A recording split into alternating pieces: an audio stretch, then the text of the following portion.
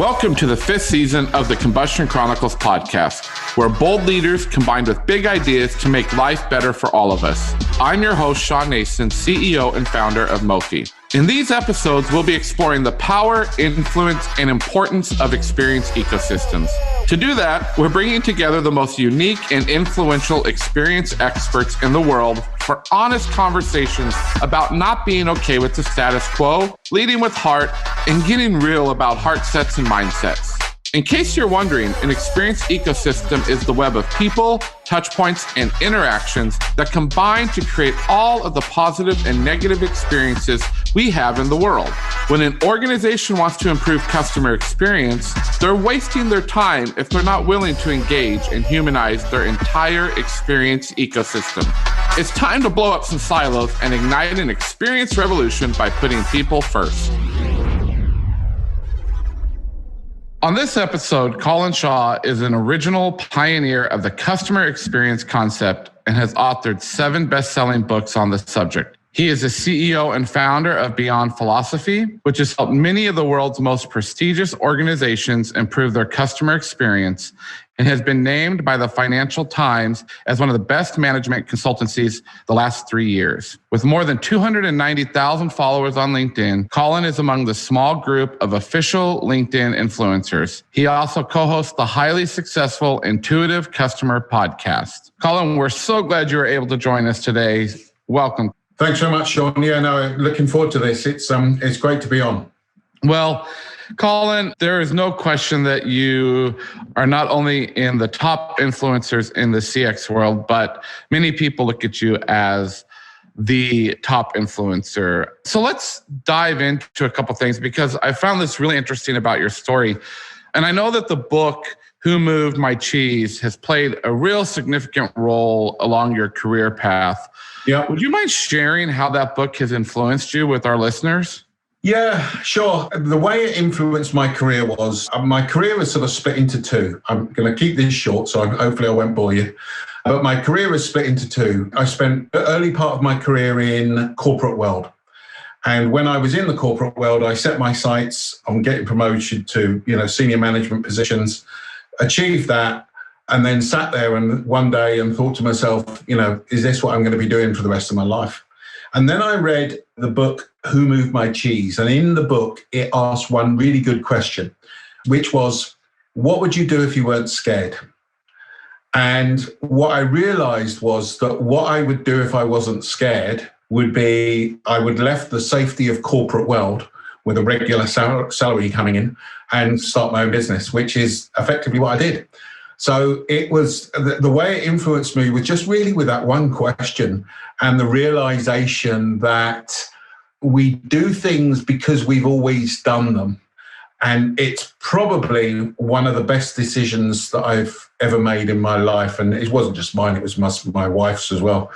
And obviously the best decision I've ever made in my life was marrying my wife. So there you go. I have to say that in case she's listening. Yeah, I understand that one. I find it fascinating, Colin, because I read a book by Ken Blanchard probably 15 years ago called Well Done.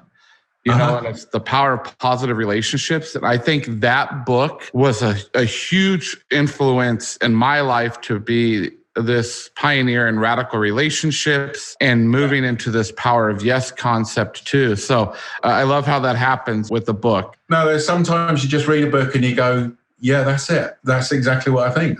It summed it up. Yeah. And what's interesting, and this dives us into your work in CX, is I actually read that book, Colin, when I just started at the Walt Disney Company. All right. And, obviously they are known for their amazing guest experience, CX experience. And so, Colin, my team, we're a company called Mofi. We are really starting to dive in to the experience ecosystem. And in particular, I really want to talk about a recent blog that you said this. You said, too many organizations have jumped on the customer experience bandwagon without understanding what it is. Can you tell us where these groups missing the mark and what you meant by that statement? Yeah, sure. I've been doing this a long time now. So, I started off doing this back in 2002. So I've seen a lot of change. And a lot of organizations are just doing customer experience because it's what everybody's doing. So if you look over the last, 7, 8 years, in all the surveys that have come out, all the things that you read at the beginning of the year, it says, business thinks that customer experience is going to be the number one issue. Yeah. And for many organizations, it has been. But for a lot of organizations, I think that they just think, well, everybody else is doing it, so we better do it. And they just have jumped on the bandwagon. And the reality is that because of that, they don't do it very well because they're really not committed. And in essence, if I'm honest, they don't really understand. And the challenge I think we have with customer experience as a concept is that everybody thinks they understand what it means, but actually they don't when you dive down into the detail. And, it's a bit like your ecosystem. They don't understand the entire ecosystem. They understand one part of it, the digital experience or the, leadership and culture or, marketplace awareness or whatever it may be. But they don't understand the entire ecosystem. And because of that, it fails. And because of that, they then think that, customer experience doesn't work, basically. And it does. We've got lots of evidence to show that it does. Yeah, I find that fascinating, Colin. I almost want to tie that into this ecosystem piece that you're talking about, because it sounds to me what you're saying there is much what we've heard and seen within corporate. And I'm a reformed corporate executive too, Colin. Right. So I understand your pain and your therapy sessions you had to go through with that as well. Right? And this is why I'm passionate about the ecosystem. It's almost become a checkbox, much like diversity and inclusion. Yeah. Where we just do it, to check the box. Yes. And I love the fact that you're bold enough and you call the bullshit out to say, there's a lot of companies that say they do it, but they do it really poorly. And so one of your philosophies is that to create loyal customers, you need to create a memory for these customers. Can you share more about that? Because I love that concept of creating memories. What do you mean when you're talking about creating a memory for your customers? So the first thing is that you have to recognize that, guess what? Customers are people, okay? So once you've understood that customers are people, the way that you need to deal with that is to recognize, for us, when we look at a customer experience, we're looking at the rational things, what the customer's doing. We're looking at the emotions. We're looking at the subconscious experience, so the subconscious messages that an organization may send to a customer. So, for instance, you go into a bank and they put pens on chains, which says we don't trust you. And then you look at the psychology of things. And, that's, you mentioned the podcast earlier, that's what we talk a lot about on the Intuitive Customer podcast, is the whole psychology part. So when you start to look at an experience and you start to say, human beings have experiences, and there's a guy that's a lot cleverer than I am, called a guy called Professor Daniel Kahneman. And he's won the Nobel Prize for Behavioral Economics. And there's a very good book that he's written called Thinking Fast and Slow. What Kahneman talks about, and this was a real revelation to me about 12 years ago now, what Kahneman talks about is the fact that we human beings don't choose between experiences. We choose between the memory of an experience. So how does that and he's talking about generally human beings, okay? If we now talk about that in a customer experience setting, customer loyalty is effectively a function of memory. So in other words, you can't be loyal to something that you haven't experienced before, because by definition, loyalty means that you've gone back.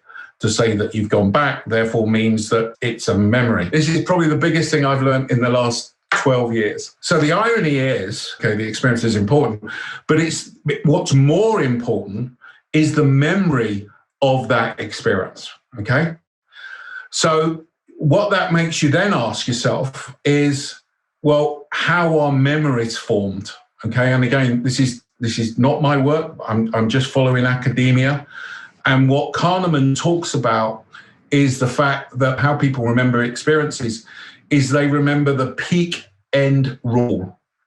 So the peak end is They remember what is the peak emotion that your customer feels or the person feels, yeah? And what's the end emotion that they feel. So if you think about, think about 9/11. Everybody, if I said to you, where were you at 9/11? Everyone can tell you exactly where they are with 9/11. And I'm sure the pandemic's going to be, similar. Yeah. If you said to somebody in a few years, what's the pandemic like for you? You're going to be able to articulate what that means. And the point I'm trying to make is those memories have effectively got like an email attachment of the emotion that you're feeling, okay? So it raises some really interesting questions from a customer experience perspective, which are, so if the peak end rule forms the memory, the peak emotion and the end emotion, it makes some really interesting questions like, well, what emotion are you evoking in your customers at the moment, at the peak and at the end? Where is the peak emotion being evoked now? Do you know? Most organizations don't. What emotions drive most value for you? And where do you want the peak emotion to be felt? And how are you going to get those customers to feel the emotion that you want them to feel? And you know that that's the right one because it drives value. So is it this mixture of perception versus reality? Does that play a part of this too? Yeah, so what, again, Kahneman would talk about is the fact that we have two selves. We have the experiencing self and we have the remembering self. So the experiencing self is your listener now listening to this podcast. The experiencing self is when somebody says, hey, did you listen to Sean's podcast the other day? What did that guy Colin talk about? It's what they remember from this podcast, okay? So that's like the reality is what's happening now, the experience. But the perception is something that you draw from what happened in the experience. And it is a perception, but we also know that 9/10 of reality is perception. Because, when you think about it, you're built on memories. What drives you, what drives the culture, what drives your expectation is what you've experienced in the past. And therefore, by definition, it's a memory.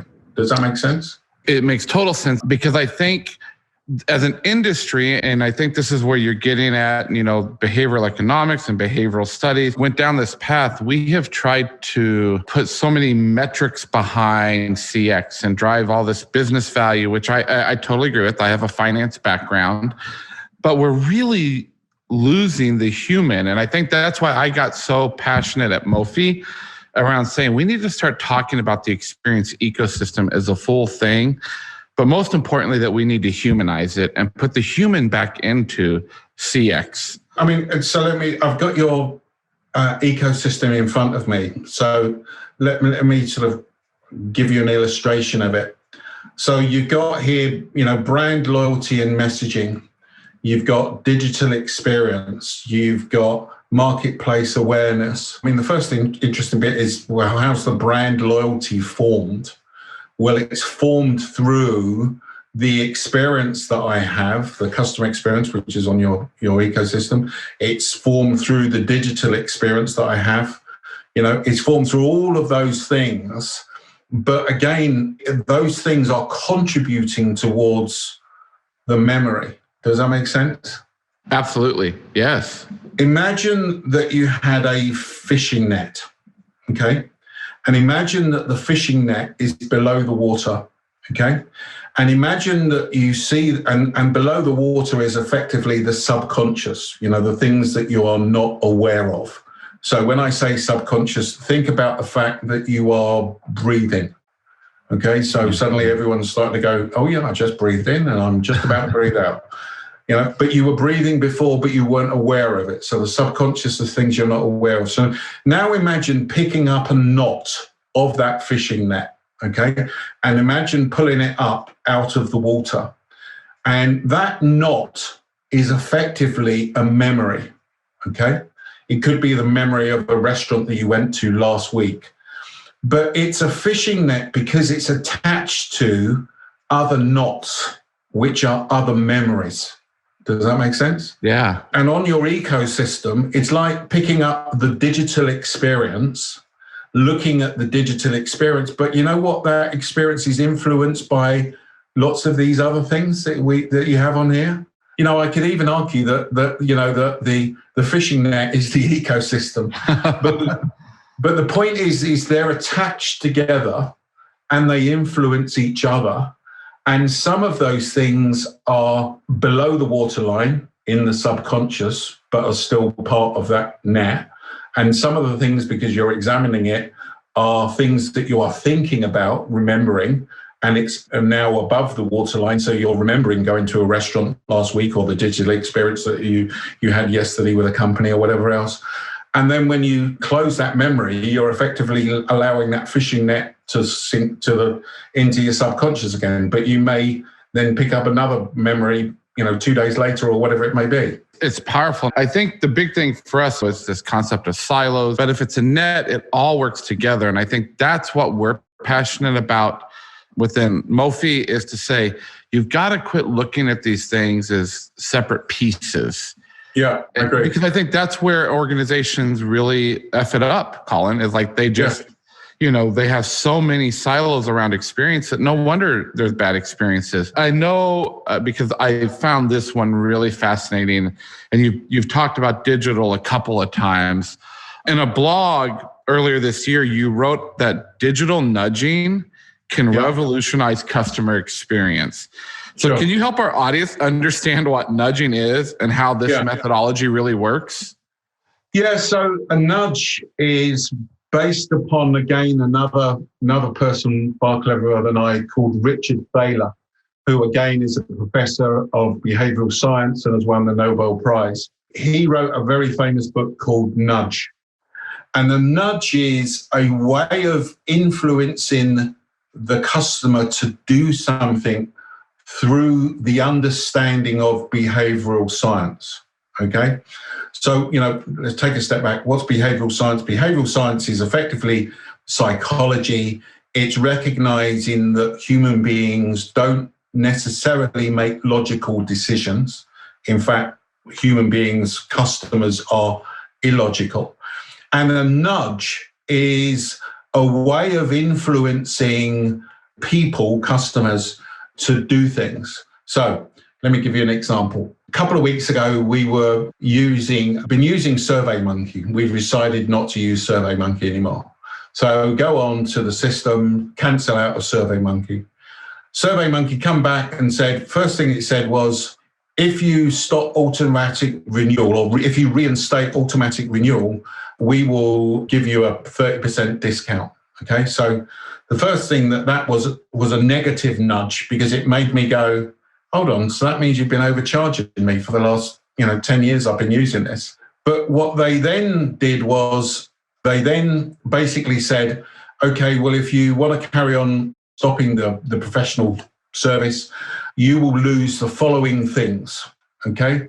And they list out 3 things that we would lose, all right? That again was a nudge. That again is nudging you to go, oh, hold on, do I really want to do this? Now, there's a whole area called loss aversion that I won't bore you with now, but people don't want to lose things, which is why they do that. But so what is a nudge and what is a digital nudge? It could be as simple as having a yellow button on your website for things to buy, because actually it's proven that having yellow buttons are better than having blue buttons and things like that. The important part here is it's a subconscious message that's built into the design, because you are trying to nudge the customer, guide the customer in a certain way. Love it. I love it. My team's probably going, oh gosh, now Sean's going to ask us to do yellow buttons. I do love that. And I love, Colin, that you have based so much of your work in some of this amazing academic theory. And I have read the book Nudge, a powerful book. So let's flip, because I'm really interested to dig into what you think is going to start happening in the future. I'm going to give you a couple topics that I really want to just get your opinion on for our listeners around this. Let's talk about AI and machine learning and predictive scoring. It's blowing up all over the place. How must customer experience change in response to this type of technology today and going in the future? You've now got me on my second favorite subject. So let's take AI. Let's now map into that or tie into that the memory map that I've just talked about. And let's tie into that the phishing net. Okay. So now we did a podcast on this about 6 months ago. And this is where I think customer experience is going. I've always seen customer experience as being like a wave of change. Okay. Before it, we had CRM, and before that, we had business process re-engineering and blah, blah, blah, blah, blah. Yeah. Digital transformation. What I'm starting to see is an area which I and others are calling customer science. Okay. So what's customer science? Customer science is three things. It's AI, it's data, and it's tying together. So imagine that you've now got the phishing, okay? And you've got all of these various different memories. It could be that some of those experiences are digital experiences that have been on your website. It could be that you've been tracking where customers are going and seeing where they've gone on different websites. It could be that you're a customer of Amazon. And not only that, if you think about the amount of data that Amazon has got on you, I've got loads of stuff from Amazon in terms of echoes of bed. They know when I wake up, they know when the fan on, they know what temperature I set the air conditioning on, blah, blah, blah, blah, blah. All right. So there's lots of data that they've got. Now apply that into that AI environment. Okay. Now layer that with behavioral science. What you would therefore be able to do is effectively to predict what the customer is going to do. So I know that we talk about sort of predictions of what customers are going to do now, but most of that is not with an understanding of that behavioral science stuff, okay?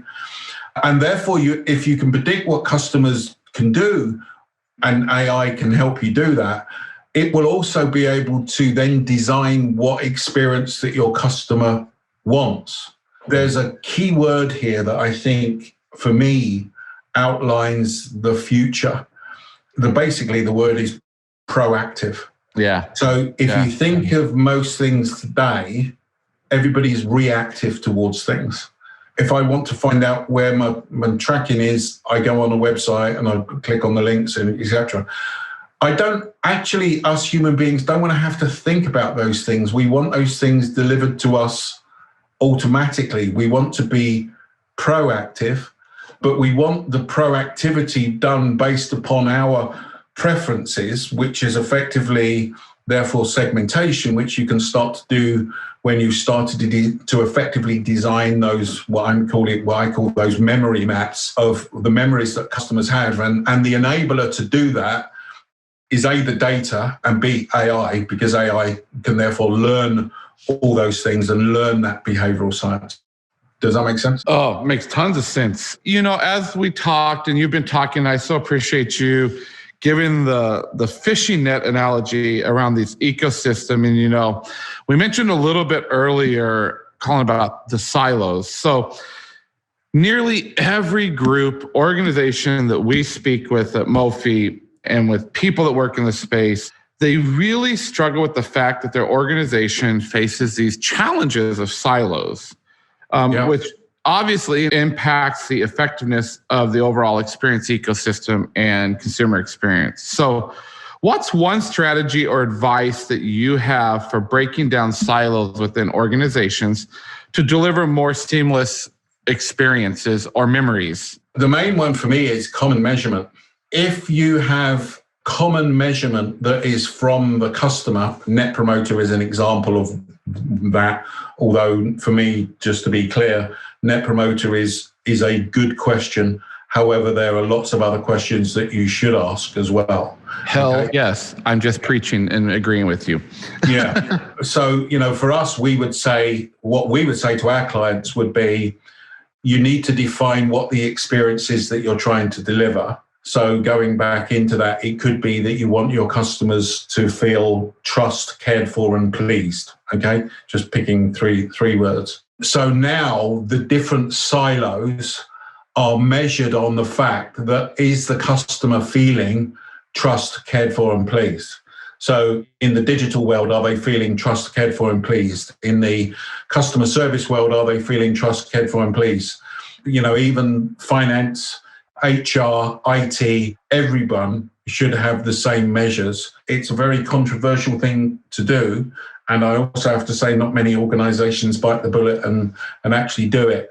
It's the most effective method to get people to start talking together, because they then realize that their success, their salary, their promotions are based upon those types of measurement, and it forces people to start to talk to each other and break the silos down.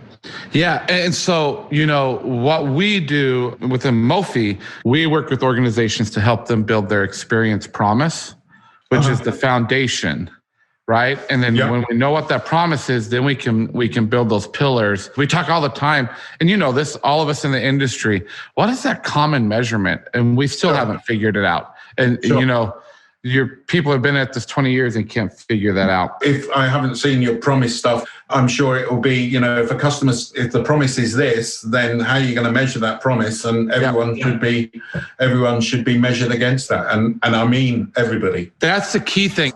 It changes the way you hire. It changes the way you do evaluations. It changes everything, because everyone from the top down gets held accountable to that promise. Yeah. So I agree. One last thing. So we just recently released a book with 2 other co-authors called Kiss Your Dragons. And I want to talk about fear and ultimately kissing that dragon of fear. What fears do you think are really holding back a lot of organization when it comes to experiences and to these memories? I think there's 2 things really. The main one is just fear of failure.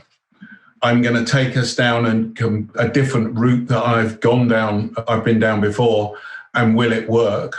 And therefore, not just will it work, but it can be scary in the sense of, A, I don't know about it. Yeah. B, I've not made my career in this area.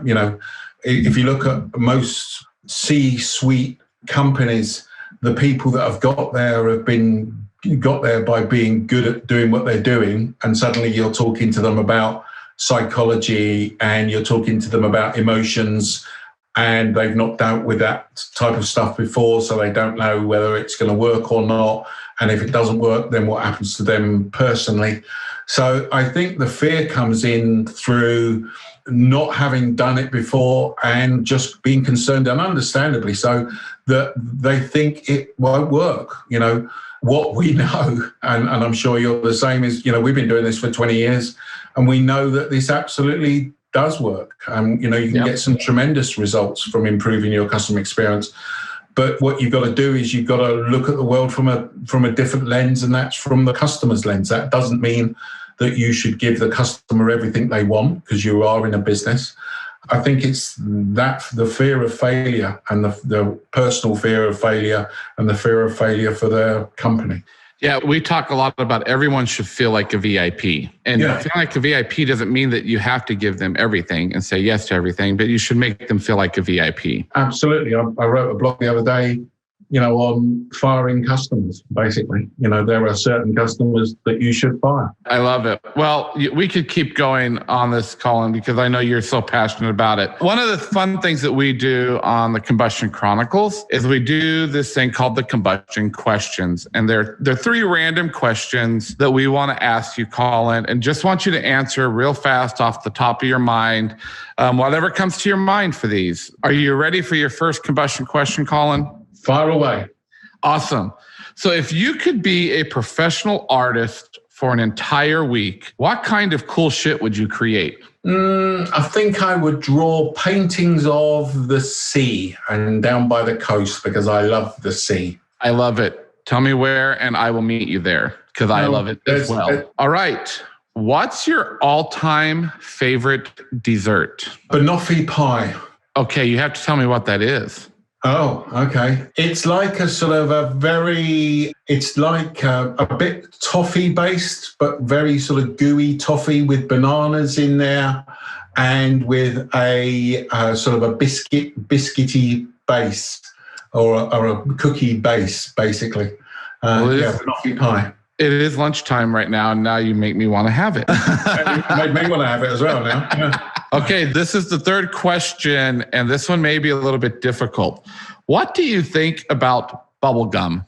I like it. It's just very difficult to get rid of because I don't want to swallow it. And then think to myself, I've got this bubble gum, but where do I put it?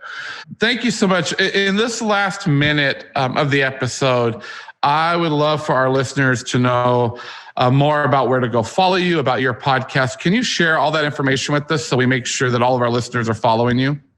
Yeah. So the podcast is called The Intuitive Customer, and you can get it everywhere that you can get podcasts from. It's myself and the co-author of my last book called The Intuitive Customer, but he's a professor of consumer psychology, Professor Ryan Hamilton. So we have a good laugh and talk about all this really interesting stuff about understanding psychology and customers, etc. And the other place to go is to our company website, which is beyondphilosophy.com. So www.beyondphilosophy.com, or just look me up on LinkedIn. We said at the beginning I'm an influencer there, so I'm do loads of stuff on LinkedIn. Well, Colin, thank you again for sharing all of this great work that you have done and so many notes that I took personally. So I'm excited for our listeners. Great. Thanks so much, Sean. Good talking to you. Thank you. Thank you so much for listening to this episode of the Combustion Chronicles. Let's keep the conversation going by connecting on LinkedIn, Twitter, Instagram, and Facebook. To learn more about the world of experience ecosystems, go to mofi.co, where you'll discover ideas and resources to help you ignite your own experience revolution. Be sure to check out my book, Kiss Your Dragons, Radical Relationships, Bold Heart Sets, and Changing the World, available now at Amazon. Then head over to SeanNason.com to engage resources, a discussion guide, and information about everything from self-paced training to personal coaching. You can find this episode's recap at SeanNason.com. We know you lead a busy life, so if you're driving, exercising, or maybe just blowing your own shit up, don't worry, we've already taken the notes for you. Each recap is filled with exclusive guest information, episode themes, quotes, resources, and more. And remember, please subscribe, rate, and review. As always, stay safe and be well.